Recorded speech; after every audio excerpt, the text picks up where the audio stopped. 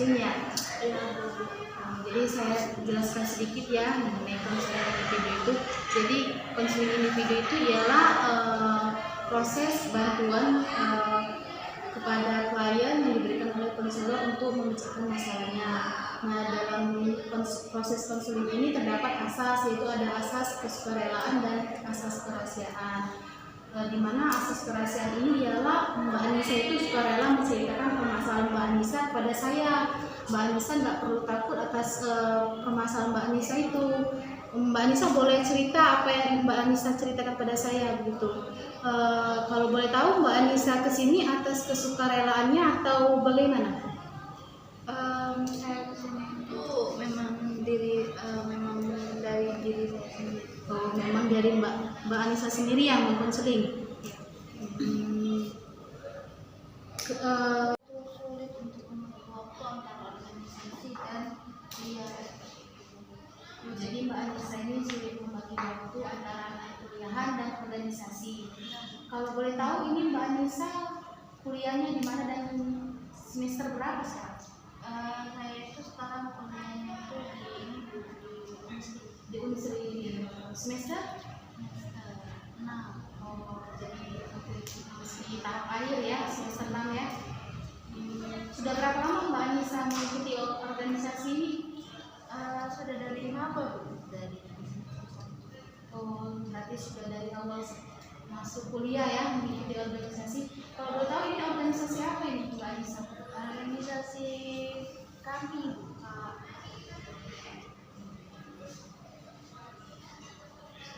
Jangan kami ya Bu. Ini kan Mbak Anissa sudah dari awal mengikuti organisasi dari semester awal ya.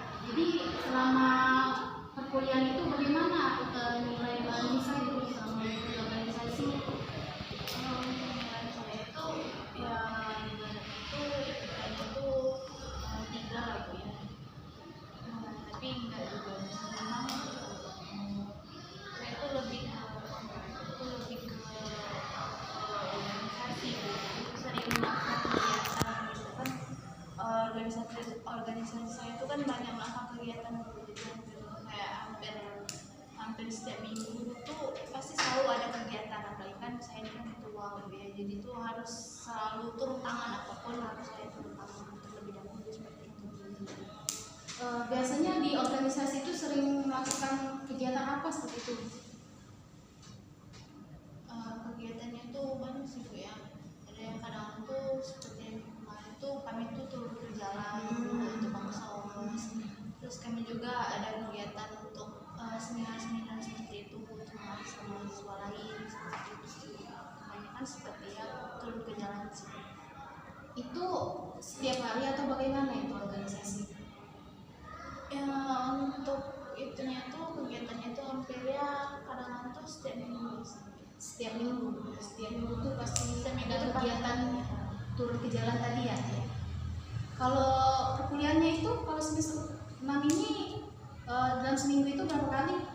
Kalau saya itu sih kalau perkuliahan itu hampir ya setiap hari Senin, Kamis, Jumat, Sabtu. Berarti karena sudah semester akhir perkuliahannya nggak setiap hari ya, paling dalam seminggu itu berapa kali pertemuan begitu. Biasanya Mbak Anissa ini cara membagi waktu antara organisasi dan perkuliahan ini bagaimana itu biasanya Mbak Anissa lakukan?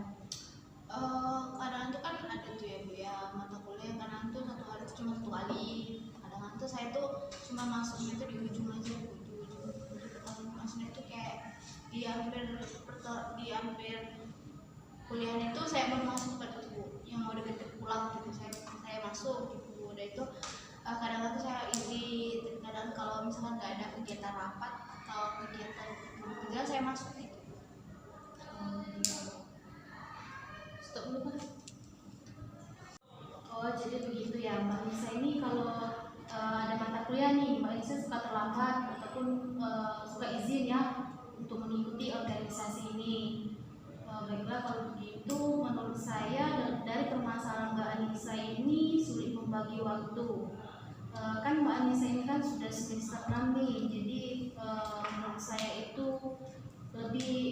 fokus pada perkuliahan Mbak Anissa, karena kan sudah semester akhir ini hampir menuju proses pengakhiran kan, dimana situ Mbak Anissa juga menentukan judul kan, menentukan skripsi, membuat skripsi. Jadi Mbak Anissa itu lebih fokus ke perkuliahan Mbak Anissa. Kan organisasi juga kan bisa menjadi sampingan Mbak Anissa kan.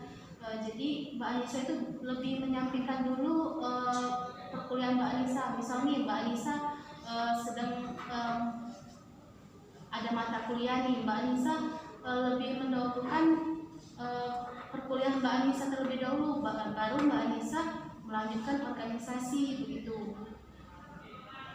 Ya begitu Mbak Anissa. Nah, dari yang saya jelaskan tadi, mungkin Mbak Anissa ada pertanyaan mengenai permasalahan tersebut?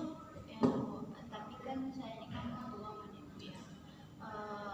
Gimana ya kalau misalkan saya tuh, apalagi saya kan baru ya menjabat gitu, jadi nggak mungkin dong saya itu apa-apa tuh ketika ada kegiatan drop, nggak mungkin dong saya tuh mendahulukan kuliah saya. Apalagi kan kalau sekarang nih ya lagi ada gencar-gencarnya kami ini sedang melakukan kegiatan maksos ya, nggak mungkin dong kalau misalkan saya tuh nggak tunggu gitu.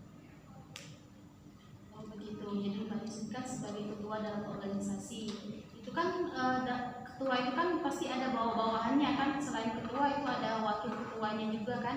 Nah Mbak Anissa bisa mewakili ke teman-temannya begitu, kalau lagi bertabrakan sama jam kuliah begitu kan, jangan sampai Mbak Anissa itu meninggalkan perkuliahan atau tidak masuk ke dalam perkuliahan ini kan sayang kalau. Ya begitu Mbak Anissa itu harus pintar-pintar membagi waktu. Intinya Mbak Anissa itu harus memprioritaskan kuliah Mbak Anissa dulu kan, jangan sampai ada yang ketinggalan. Kan Mbak Anissa ini kan sudah semester 6 nih, saya kan kalau ada yang ketinggalan materi ataupun apa, dan juga Mbak Anissa kan sudah semester 6 nih kan, lagi sulit-sulitnya untuk menentukan judul. Nanti Mbak Anissa kalau ada yang sudah duluan sempro atau apa, Mbak Anissa ketinggalan begitu kan sayang. Jadi Mbak Anissa itu harus pintar-pintar membagi waktu, lebih dahulukan perkuliahan terlebih dahulu daripada organisasi. Dari penjelasan yang tadi saya sampaikan, menurut Mbak Anissa itu bagaimana cara menyimpulkannya? Oke, mungkin dari permasalahan saya ini, saya tuh sudah punya waktu ya.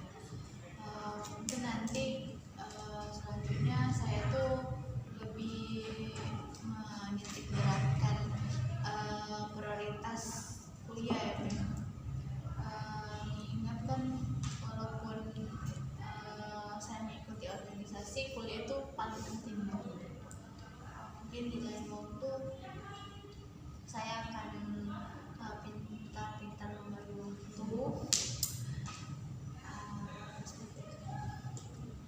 Ya Mbak Anissa itu harus ada manajemen waktu juga ya. Jadi Mbak Anissa tidak terkendala karena waktu.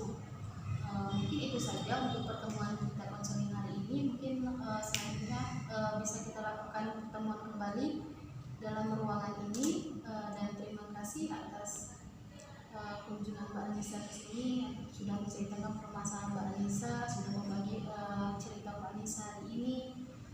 Semoga kita bisa bertemu di lain